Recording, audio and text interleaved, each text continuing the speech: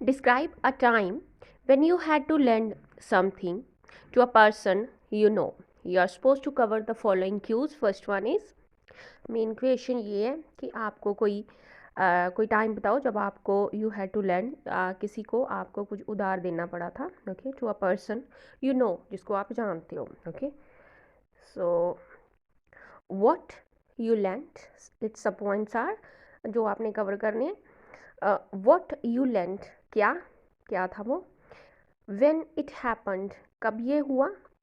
When he और she why he or she asked to borrow the item क्यों उसने उधार लिया आइटम ये क्यों मांगी why he or she asked to borrow the item explain how you felt about it कैसे आपने इसके बारे में कैसे फील किया would you let him borrow it again in the future क्या आप यही चीज़ उसको अगेन फ्यूचर में उसको उधार दोगे उसको ये चीज़ दोगे now let's read my sample answer well lending is an indispensable part of humans everyday life lending it means कि दूसरों को उधार देना ओके ये हमारी लाइफ का एक indispensable जहाँ जैसे essential important necessary whatever you want to speak you can speak इनमें से इन words में से okay so indispensable essential necessary part है of humans everyday life human की everyday life का एक indispensable part है being a generous person helpful person kind person helpful person दूसरों के बारे में सोचने वाला सपोर्ट करने वाला हेल्प करने वाला उसे बोलेंगे generous person okay so being a generous always ready रहने वाला दूसरों की हेल्प करने के लिए ओके ईगर रेडी तो उसे उस पर्सन को ऐसे this type of person will be called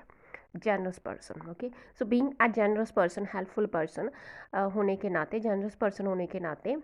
I always like to offer others a helping hand in their difficult situations. So always like मुझे अच्छा लगता है दूसरों को offer करना others a helping hand. Offer someone a helping hand इसका meaning है कि दूसरों को help करना help someone. Okay दूसरों की help करना. So instead of saying I always like to help others आप ये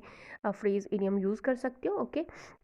offer others a helping hand in their difficult times so दूसरों के डिफ़िकल्ट टाइम्स में मुझे अच्छा लगता है दूसरों की हेल्प करना okay I have so far lent so मैंने अभी तक आई हैव सो फार अभी तक lent countless times countless things to others so अभी तक मैंने बहुत सारी काउंटलेस काउंट नहीं कर सकती बहुत सारी चीज़ें दूसरों को मैंने अपनी लाइफ में उधार दी हैं दूसरों को दी हैं चीज़ें okay now let's move forward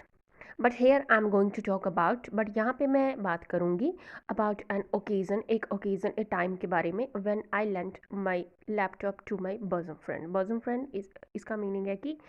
जो आपका क्लोज फ्रेंड बेस्ट फ्रेंड उसे लैपटॉप दिया था दिस इवेंट टुक प्लेस ये टुक प्लेस जहाँ फिर दिस हैपन्ड ऐसे भी आप बोल सकते हैं जहाँ फिर दिस इवेंट ये इवेंट टुक प्लेस हैपन्ड कब हुआ a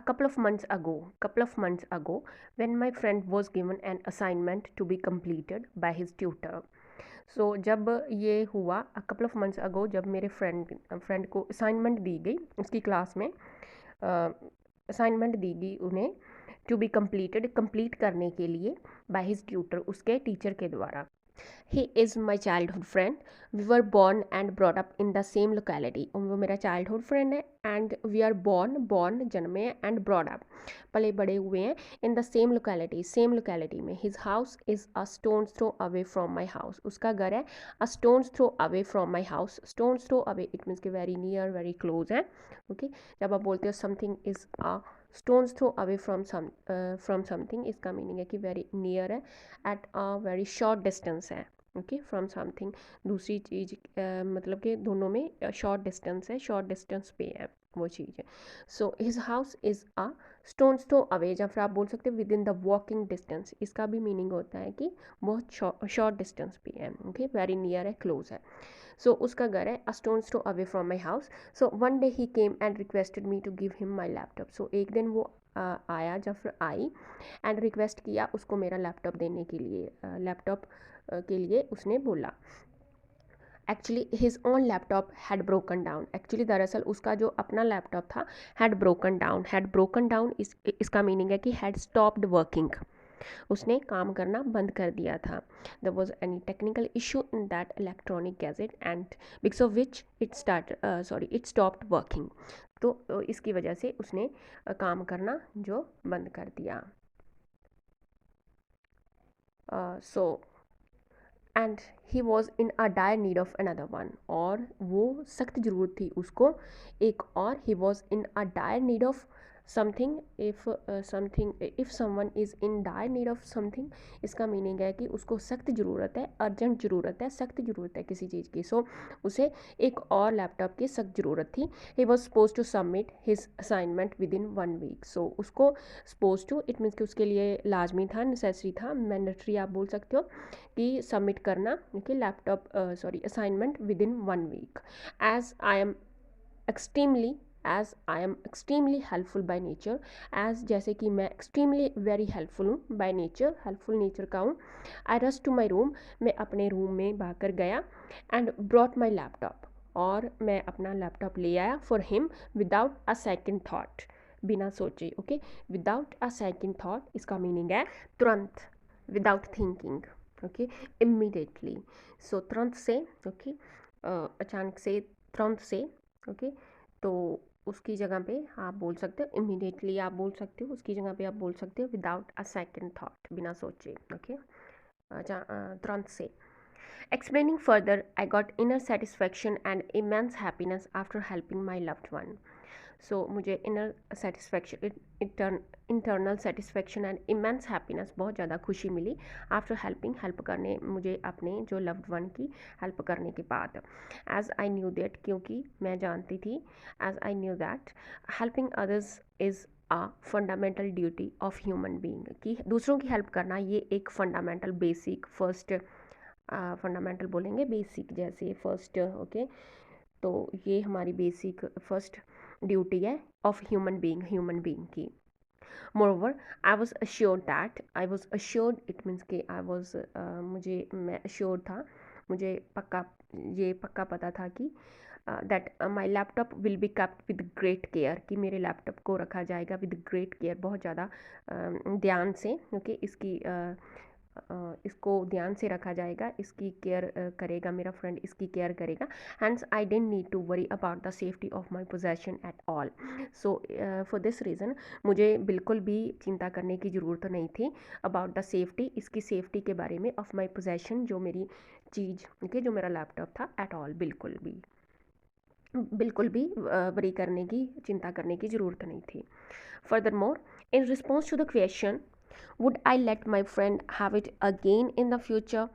सो इस क्वेश्चन के रिस्पॉन्स में कि वुड आई लेट, कि अगेन मैं परमिशन दूंगी, अगेन मैं अपने फ्रेंड को अपना जो लैपटॉप था अगेन, ओके, दोबारा फिर, ओके, जरूर इन द फ्यूचर में उसको ये यूज़ करने की परमिशन दूंगी, उसको ये लैपटॉप दूंगी.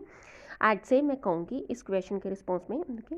आज से मैं कहूँगी undoubtedly I will, undoubtedly without any doubt, इसमें कोई शक नहीं है. इट मीन्स के of course, certainly, definitely I will, definitely मैं उसको ये दूंगी लैपटॉप दोबारा से फिर यूज़ करने के लिए इन the future. First and foremost reason is that, first and foremost जो रीज़न है वो ये है कि इट्स सेड दैट, कि ये कहा जाता है कि a friend in need is a friend indeed, क्योंकि मुझे पता है कि